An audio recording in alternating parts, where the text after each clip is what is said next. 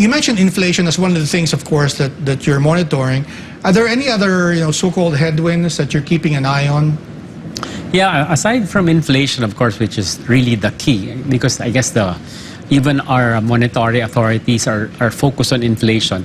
FX is becoming sort of a victim, right? Yes. Because if we don't match the rate increases of the US, the peso keeps on depreciating, and that's why it depreciated also to 56. No, ideally we want to keep it hopefully with the 55 range. I don't see it go. I hope this 56 number is really an aberration. We really think it should strengthen, but then of course it will affect us because cost of goods are going to be more expensive.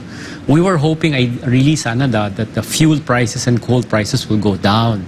Because remember, that's a big component of our CPI. Right. The problem is when the OPEC, the cartel changed their minds again and reduced the supply, that means that oil prices will remain higher longer. And my fear there is that it's not within our control. That means that CPI will be, the decline will be slower than expected. Right.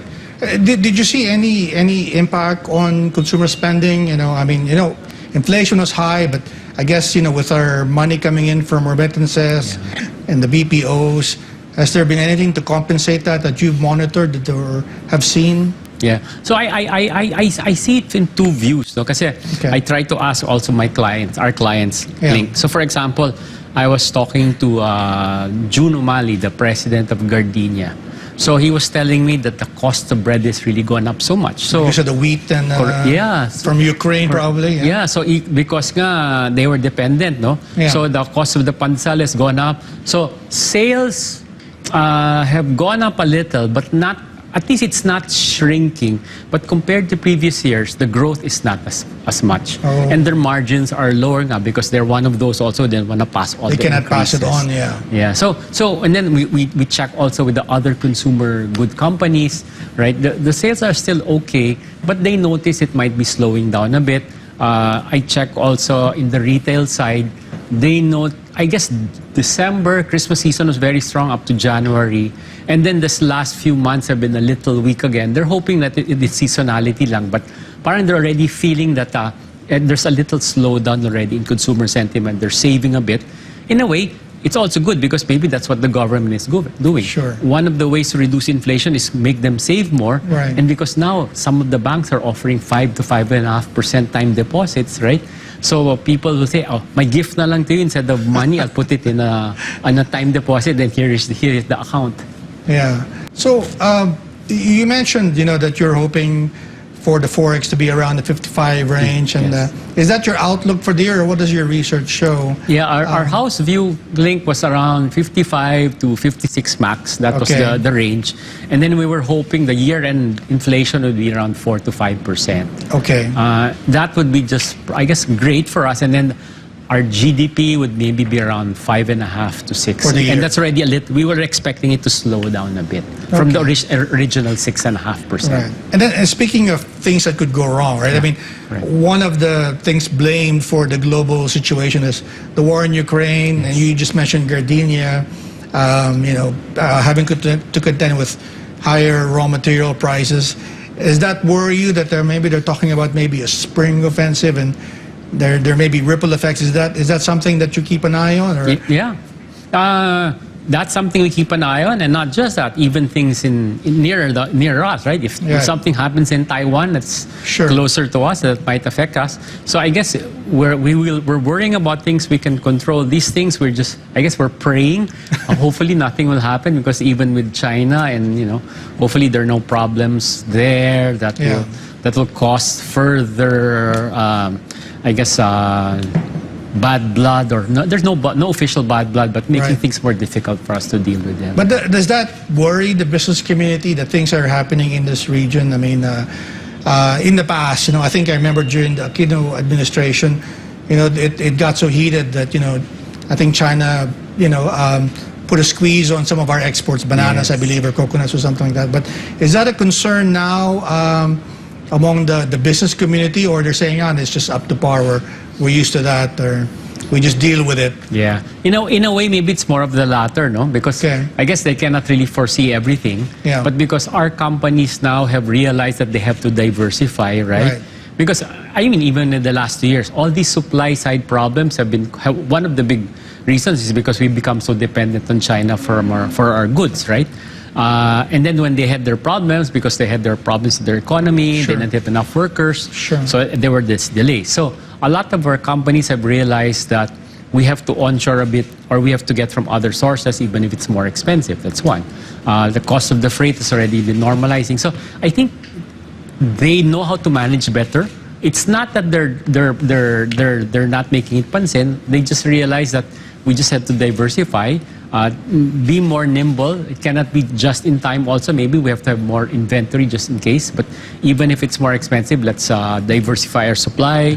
Let's be more proactive. Let's be ready. And I think this COVID situation has prepared our managers, Filipino managers, to be more nimble, which is good naman. Right. How reassuring is it that, the government is sort of walking a tightrope, right? The president at the beginning of the year went on a state visit to China, and then there were some, of course, developments with the U.S. that led to access to more local bases, and then we had the visit of the Chinese foreign minister, and then the president's going now to Washington and meet with President Biden.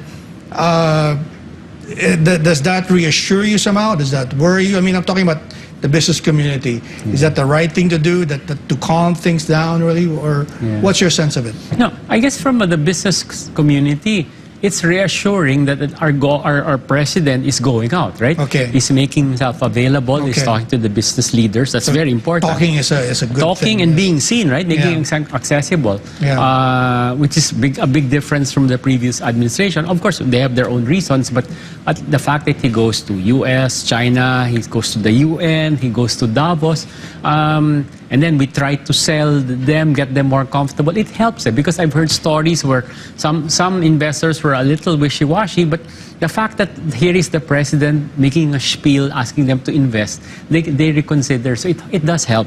So from our perspective, admittedly, there are these global risks, and we're such a small player, we could get hit, but at least there's more optimism there. Yeah. I want to ask you a little bit about something else. Artificial intelligence has been getting a lot of press lately. Of course, there are obviously advantages to AI, but there are some threats that people are bringing about. I'm sort of worried about how it might impact our outsourcing sector. I'm probably thinking about an editorial about it as well. But how does the business community see that? I mean, I'm sure there's plus and minuses to it, but is it more on the plus or more on the minus, or something else? Good point. It's a plus in the sense that if you know how to use it, you can be really more productive. I tried it and I was shocked. You ask for, you just give you some ideas, and then it can give you a presentation outline, and you just fill in the blanks already. So it's very good. Here's one industry that's very worried, of course, the educational industry, because I'm on the board of a school. It's harder now to find out if it's just, before it's just plagiarizing. Now, is it ChatGPT? You teach. Right. You're right. So that's how do you make sure that the papers that they submit to you are actually written by the students? They're developing software already to find out if it is also AI. Because otherwise, it's hard nga. Where is the integrity now? Where it's not plagiarized, but it's really the bot that created it for you. So that's one concern, the education. Now, on the business side, you're right, pros and cons. It improves productivity, but the con there is that the very menial jobs might disappear to this AI. So that's the concern. And another concern is, again, because of the last few years, our education system, especially in the public sector, kawawa, because some of them really did not get the attention and the schooling they needed. So we have to catch up. So we have to retool and reskill them. Otherwise, they might not have jobs, and it will be harder to find jobs. So that's the other thing, I guess, that worries me. It's more medium term. The kids, we want the kids to have a future. We've always said, demographic dividend is good. But if they don't have the skills, it's useless. They're not going to be employable. So we hope things there will improve. But how receptive is the business community to this development? Are they excited about it, or is the view, well, that's more of the West, and we're not ready for it? Which one are they sensing? No, I think the good businesses are going to be always receptive. You know, Okay. if this helps, why not, no?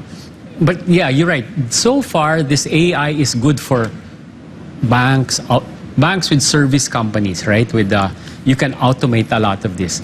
It's in a way also because we're not yet at that stage. Remember, there's the stage of just digitization. That's Right. not, and then automation and everything. But the AI part is really the upper end, the high value side already. So maybe because a lot about even it's not just basic digitizing the data. So they're not gonna get affected yet. But I guess we should prepare because at the point there'll come a point then we need to employ also these graduates. Right. Another issue, the El Nino, is that something that worries you? I mean, it's been unusually hot summer Yeah. this past few weeks. I mean, even for Filipinos, I mean, are I think struggling with it. Does that worry at all? Maybe it will impact agricultural output or something else? It should. Kasi nga, ano nga, my younger brother is Father Maniling of Tanging Yaman, and he helps diba, bring in vegetables nga Yes. and to sell it from reduce the middleman and sell it in Manila. And you're right, the farmers need water, and this heat will affect their crops. So that's the problem. And then of course, now as we're still so dependent on one water source, we cannot naman, if there's going to be a problem in water, there'll be a fight between the farmers and Metro Manila. Because if they say move more of the water for us, that means correct. Then magkakaproblema sila. So those are some of the key issues also. You know, water security is key, and also how do we help the farmers? I guess that's another big problem. I hope sana the DOA side can be improved because, you know, how do we help the farmers? No one wants to become a farmer anymore, right? Yeah. It's unprofitable, but then because of the small amount of land, there's no economies of scale. How do we automate it? There's some solutions, but it requires modifying, I guess, the ownership laws there. Right. Well, you know, it's been very interesting. We'll just have to take another quick break. This is SMNI's Business and Politics. We'll be right back.